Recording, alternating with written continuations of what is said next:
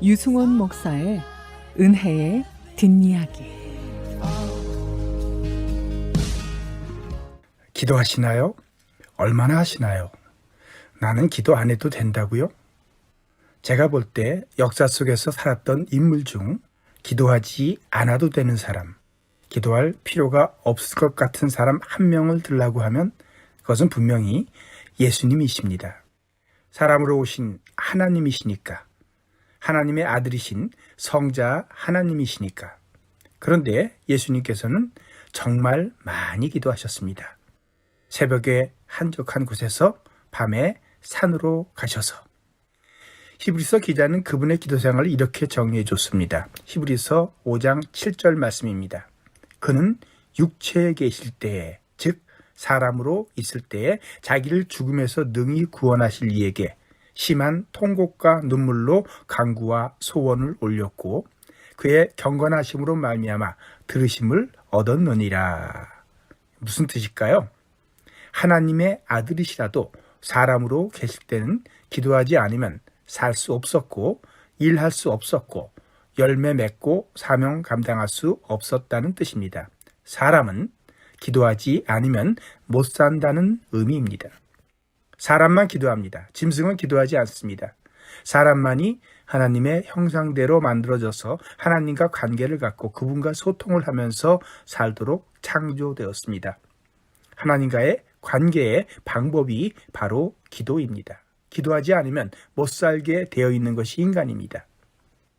그래서 예수님 자신이 아주 많이 기도하셨고 또한 제자들에게도 기도를 가르쳐 주셨습니다. 제자들에게 가르쳐 주신 기도가 바로 주기도입니다.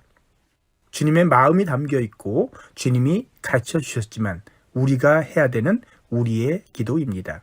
그 주기도를 가르치실 때 이렇게 시작하셨습니다. 그러므로 너희는 이렇게 기도하라. 그러므로로 시작합니다. 뭐가 그러므로일까요? 주기도문 예수님께서 당대의 잘못된 기도 행태들을 고쳐주시면서 제자들에게 가르쳐 주신 기도입니다.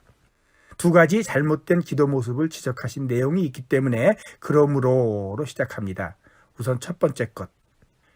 또 너희는 기도할 때에 외식하는 자와 같이 하지 말라. 그들은 사람에게 보이려고 회당과 큰 거리 어귀에 서서 기도하기를 좋아하느니라. 내가 진실로 너희에게 이르노니 그들은 자기 상을 이미 받았느니라. 너는 기도할 때에 내 골방에 들어가 문을 닫고 은밀한 중에 계시는 내 아버지께 기도하라. 은밀한 중에 보시는 내 아버지께서 갚으시리라 하셨습니다. 외식하는 자로 번역된 그리스어 히포크리테스였으니 연극 배우를 가리키는 말입니다. 그리스 로마 세계의 배우는 자신의 본래 모습을 감추기 위해 얼굴에 자신이 연기하는 캐릭터에 탈을 쓰고 자기 아닌 다른 사람의 모습으로 움직이는 연기를 하는 사람입니다. 그가 하는 행위는 자신의 것이 아닙니다. 그의 참 존재는 탈 뒤에 숨겨져 있습니다. 연기자입니다.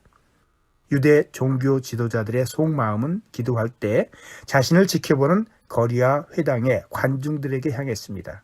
그래서 그들의 기도는 배우의 기도였습니다. 배우의 기도를 하지 말라고 말씀하시는 것입니다. 기도는 하나님께 드리는 것입니다. 너무 당연하죠? 그런데 거룩함을 빙자한 이들은 하나님께 하는 척하지만 사실은 주변의 사람들에게 보이기 위해 기도를 연기했습니다. 잠시 내가 기도를 듣는 하나님의 입장이 되어 상상해 보니 정말 기분이 좋지 않습니다. 하나님께 말하기는 하는데 사실은 옆에 있는 사람 들으라고 하는 말입니다.